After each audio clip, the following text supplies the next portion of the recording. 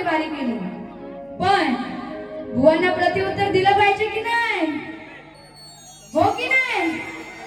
हा, आता बुवांनी प्रश्नोत्तराचा विषय काढला, तर बुवा टाइम आपल्याकडे कमी होता आणि त्या घाई तुम्ही बोललात तसं त्या घाईत माझ्याकडनं राहून गेलं, पण न चुकता मी पदाच्या आधी तुम्हाला प्रश्न दिला होता बुवा. तुम्ही ऐकलात की नाही? हा, तुम्ही ऐकलात ना? सगळ्यांनी ऐकलात ना? हा, त्यानंतर सगळ्यात आधी ज्यांचं नाव राहून गेलं होतं घाई ते म्हणजे उत्कृष्ट ढोलकीपट्टू, महाराष्ट्राचे ख्यातनाम ढोलकीपट्टू महाराज श्री पांडुरंगजी सुतार यांना सुद्धा मी माझा शाहिरी मानाचा मुजरा करते. तर या कार्यक्रमाला सुद्धा माझे काका आणि काकी उपस्थित आहेत, तर त्यांना सुद्धा शाहिरी मानाचा मुजरा करते. आणि आता बुवांची खरी सुरुवात करते. बुवा जे काय बोलले त्या प्रत्येक शब्दाला बुवांना प्रत्युत्तर करायचं. म्हणून काय म्हणायचं बघा. आता बुवा पहिले काय बोलतात? हा, बाई मला बोलली लबाड आहे, काना खट्याळ आहे, बरोबर आहे की नाही? असे बुवा बोलून गेले. तर बुवा आता मला हे समजलंय ते श्रीकृष्ण लबाड होते, खट्याळ होते, पण आता तुम्ही किती लबाड आहात आणि किती खट्याळ आहात ते मला कळलंय पहिल्या बारी. आणि तुम्ही किती बारी करू शकता दुसरी बारी ते पण मला समजलंय की तुम्ही ती दुसरी बारी कशी करू शकता. हा, बुवानी काय मला वाटतं त्या वयांवरती एवढं लिहून आणलं होतं ना, ते सरसकट त्यांच्या गुरुने जेवढं लिहून दिलेलं तेवढं सगळं फक्त वाचत जात होते. हा, बुवांची एवढी धांदल होत होती. त्यानंतर आला कुठला प्रश्न? माझ्या गवळणीचा. आता मी गवळण अगदी व्यवस्थित गायले. काय बोलले? दिसला मला लांबना याचा काळा काळा श्यामना, मला दिसला ना. त्यानंतर मी मध्ये बोलले होते बुवा, म्हणून बोलले होते की बाहेर या आणि माझी गवळण नीट लक्ष देऊन ऐका. मी काय म्हणाले होते की ह्या नंदाचा, आता तो नंदाचा पुत्र, म्हणून काय म्हणाले? दिसला मला लांबना. नंतर बुवा काय म्हणतात? हा घ्यायचा होता, ह्याचा का घेतला? मग मी काय बोलले? ह्याचा काळा काळा श्यामना. आता बुवाने हे पटवून दिलं पाहिजे. ह्याचा म्हणजे कोण? तो नंदाचा काना. म्हणून काय म्हणाले? ह्याचा काळा काळा श्यामना, मला दिसला ना त्याचा काळा काळा श्यामना. आणि बुवा त्यामध्ये बघा माझ्याकडून चुकूनही डबल मिनिंग गेलीच नव्हती. चुकून असा वेगळा शब्द गेला नव्हता. मी बोलले बुवा ना की मी शास्त्रात गायलंय आणि मी श्यामना असाच बोलले होते की नाही? झोपला? हा, एसीची हवा खाऊन काय थंडी वाजते? आवाज बसला? माझ्या एकटीचा आवाज बघा आणि तुमचा बघा. हा, मी श्यामना बोलले होते की नाही? हा, मग बुवा तुम्हाला शेमना कुठून ऐकायला आला?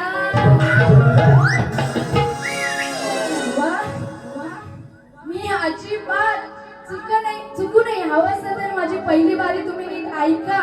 ह्या सगळ्यांनी व्हिडिओ केलेले आहेत. हा, श्यामना बोलले असताना तुम्हाला शेमना कुठून ऐकायला येतो? बोला, कानात ते घाला. हा, नीट लक्ष देऊन ऐका. म्हणून सांगितलं होतं आधीच की बुवा नीट लक्ष देऊन ऐका. आता पण नीट ऐका. हा, त्यानंतर बुवा अजून काय म्हणतात? पुढं काय बोलतात? काळा काळा नाही. काय बोलले पुढे? बुवा तुम्ही स्वतः काय शब्द येत नाहीत मला की तुम्ही स्वतःच नाही त्याचा डबल अर्थ पटवून दिला. बुवा काय म्हणतात? काळा काळा नाही बाई, लाल लाल आहे. नक्की काय बोलायचंय काय तुम्हाला? हे बघा, मी शास्त्रात केलेली बारी, पण बुवानी इथे येऊन घाण केली. हा, त्यानंतर बुवांनी माझ्या गवळणीची काट काय दिली? हा श्यामना काढेल तुझा घामना. बुवा आता ह्या तुम्ही ज्या गवळणीची काट दिली त्याचा अर्थ काय? फक्त हा श्यामना काढेल तुझा घामना म्हणजे काय? हा हे पण पटवून दिलं पाहिजे की नाही, की फक्त बोलायचं म्हणून बोलायचं असं. त्यानंतर गवळण. आता बुवांची गवळण. बुवांच्या गवळणीची चाल काय होती? दिली आरोळी सायंकाळी काळीज हे पाडलं. बुवा म्हणतात बाई आवाज असा असला पाहिजे, बुवा आवाज असा असला पाहिजे. मला तुमच्या आवाजाबद्दल काही बोलायचं नाही, खूप छान गायलं तुम्ही. हा तर बुवाच्या गवळणीची चाल काय होती? दिली आरोळी सायंकाळी काळीज हे पाटलं, माझं काळीज हे पाटलं, माझ्या हरणीला कारभारणीला कुठानं झपाटलं. अशी बुवांची चाल होती. आणि बुवांची गवळण काय? दिली ही सजा केली मी मजा, वाटलं मनाला पाहून बरं, कुंजवनात आड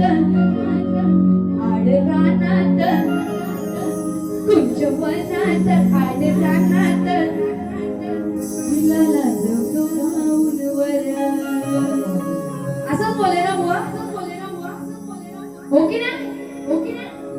हा बुवा तुम्ही बोलताय हिला लाजवतो गाऊनवर असं बोलले बुवा तुम्ही.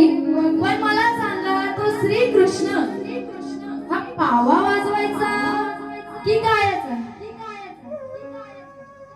तुम्ही उत्तर द्या. श्रीकृष्ण बासरी वाजवायचे की गायचे? गाऊन दाखवायचे गवळणीला. बघा तुमच्याकडून याचं उत्तर आलं पाहिजे. श्रीकृष्ण बासरी वाजवायचे की नाही? दादा थांबा, त्यांचा आवाज आलाच पाहिजे. बासरी वाजवायची ना, मग गाऊनवर काय बोलायचं होतं बुवा? हा गाऊनवर काय बोलायचं होतं? आता ते तुम्हाला पण समजलं असेल, मला पण समजलं त्यांना काय बोलायचंय, आणि त्यांना तर मला वाटतं समजलंच नाही. हा असं. तर बघा बुवांना काय म्हणायचं आहे. बुवांच्या गवळणीची काट येते. आपल्याकडे टाइम खूप कमी आहे. जर बुवा मला ओपन मध्ये भेटला असता ना तर बुवांना फाडून खाल्ली असती प्रत्येक गाण्यामध्ये. पण असो, आता आपल्याकडे टाइम खूप कमी आहे, 10 मिनिटं पारे संपवायचे. तर बघा गवळणीची काट येते, नीट लक्षात द्या. काय देणार तू सदा,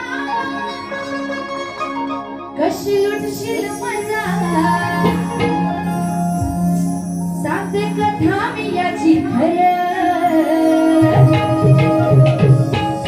काय करशील आड रानात, काय करशील आड रानात, तुझी लंगोटी सुटली तर. आवडलं की नाही? मग आवाज कुठे आहे? का फक्त बुवांना साथ द्यायची? काय करशील आड रानात. तर बुवा गवळणीचे वस्त्र वगैरे लपवून ठेवताय. पण लक्षात ठेवा, त्या श्रीकृष्णाला सांगताय ना गवळणी बुवा तुम्हाला नाही बोलत आहे, नाही तर बुवा उगाच वाईट वाटून घेतील. श्रीकृष्णाला गवळणी काय बोलताय? अरे खट्या कान्हा, काय करशील आड रानात, तुझी लंगोटी सुटली तर.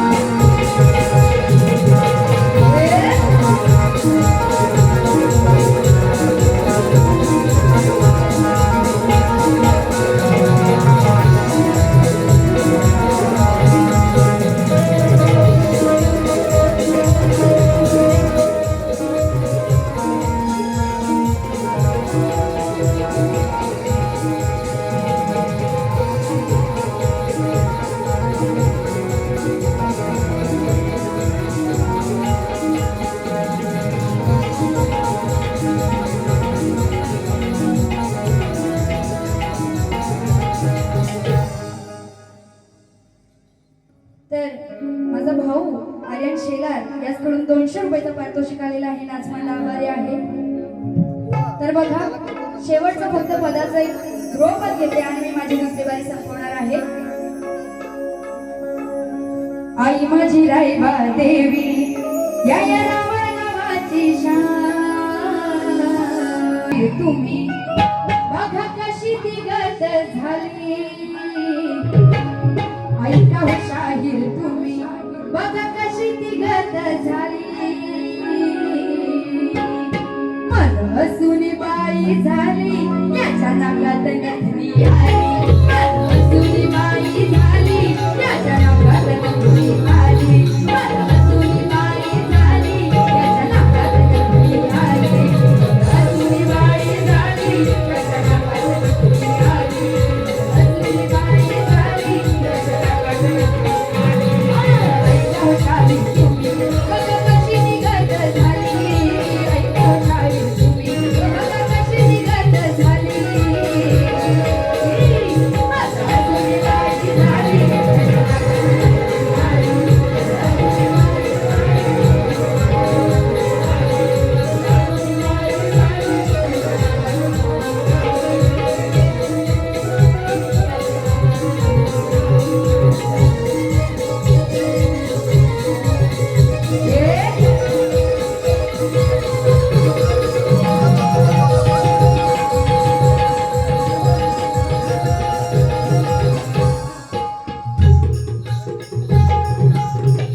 तर अशा प्रकारे मी माझी दुसरी वारी संपत आहे. पण त्याआधी माझ्या आजीचे भाऊ विनायकजी बाळू चव्हाण यांच्याकडून 500 रुपयाचं पारितोषिक आलेलं आहे. नाच मंडळ आभारी आहे.